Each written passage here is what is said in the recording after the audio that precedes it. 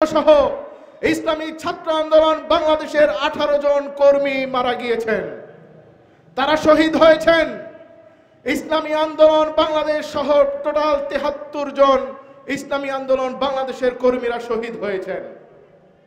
আপনারা জানেন, আমরা এই শিক্ষা সংস্কারের মাধ্যমে, শিক্ষা সংস্কারের আন্দোলনের মধ্য থেকে দেশ সংস্কারের জন্য আমরা যে আন্দোলন করেছি, সংগ্রাম করেছি, সেই আন্দোলন সংগ্রাম পরবর্তী আমরা কি দেখতে পেয়েছি? আমাদের রক্তের সাথে বেঈমানি করা হচ্ছে। আজকে শিক্ষা সিলেবাস প্রণয়ন করার জন্য তথাকথিত বামরাম এবং নাস্তিক্যবাদী সেই শিক্ষকদেরকে সিলেবাস প্রণয়নের দায়িত্ব দিয়েছে উপদেষ্টারা। আমি ডক্টর ইউনূস সহ সকল উপদেষ্টাদেরকে হুঁশিয়ার করে বলে দিতে চাই, আপনারা শহীদের রক্তের সাথে বেঈমানি করবেন না। আপনারা এসেছেন শুকরে শুকরে 8 দিন হয়েছে, কিন্তু আমরা সেই 16 বছরের জগদ্দল পাথর স্বৈরাচারকে মাত্র 16 দিনে উৎখাত করেছি।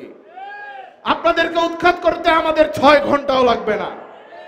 অতএব আমি অন্তর্বর্তীকালীন সরকারকে হুঁশিয়ার করে বলে দিতে চাই, বাংলাদেশে শিক্ষা ব্যবস্থায় যদি নাস্তিক্যবাদ এবং সমকামিতা যদি আবারও ঢোকানোর চেষ্টা করেন, বাংলার ছাত্র সমাজ কখনো মেনে নেবে না।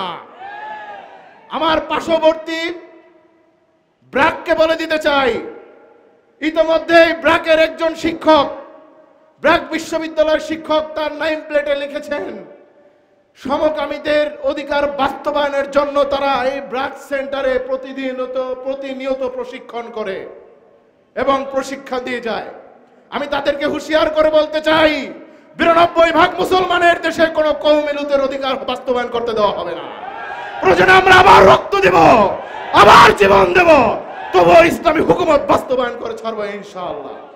সবাইকে আগামীর বাংলাদেশে ইসলামী হুকুমত বাস্তবায়নের জন্য পীর সাহেব চরমনায়ের হাতকে শক্তিশালী করার জন্য আহ্বান জানিয়ে আমি আমার বক্তব্য শেষ করছি। আসসালামু আলাইকুম ওয়া রাহমাতুল্লাহি ওয়া বারাকাতুহু।